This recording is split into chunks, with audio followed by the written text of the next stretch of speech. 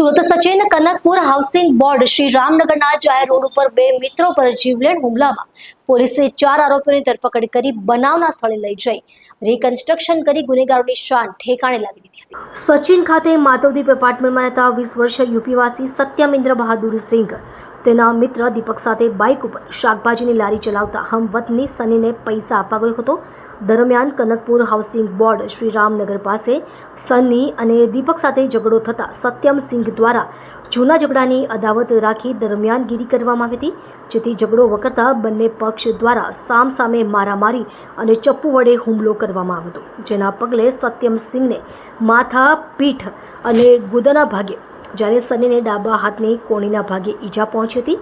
બનાવ મામલે સચિન પોલીસે ગુનો નોંધી સની, રાધેશ્યામ, બિપિન, કિશન અને ગોપાલની ધરપકડ કરી બનાવના સ્થળે લઈ જઈ રિકન્સ્ટ્રક્શન કરી ગુનેગારોની શાન ઠેકાણે લાવી દીધી હતી। સચિન પોલીસ સ્ટેશન કનકપુર ચોકી ખાતે એક બનાવ બન્યા હતા, જેમાં સામસામે ક્રોસ ફરિયાદ દાખલ કરવામાં આવેલી હતી।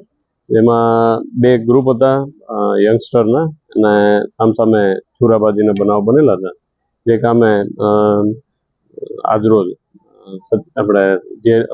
સચિન પોલીસ સ્ટેશનના કનકપુર ચોકીના તપાસ અધિકારી સિંઘ સાહેબ અને બીજા સ્ટાફ સાથે સ્થળ ઉપર આવી રિકન્સ્ટ્રક્શન પંચનામું અત્યારે હાલમાં તજવીજ હાથ ધરવામાં આવેલી છે, જેના કામે સ્થળ ઉપરથી વિશેષ પુરાવા મેળવી ગુનાના કામે પુરાવા સંદર્ભે રાખવાના હોય, જેથી આજરોજ અત્યારે જે બનાવ સ્થળ છે ત્યાં ટીમ સાથે આવેલા છે અને આજે બનાવ બનેલા હતા એ અનુસંધાને અત્યારે પુરાવા મેળવવાની કામગીરી ચાલુ છે।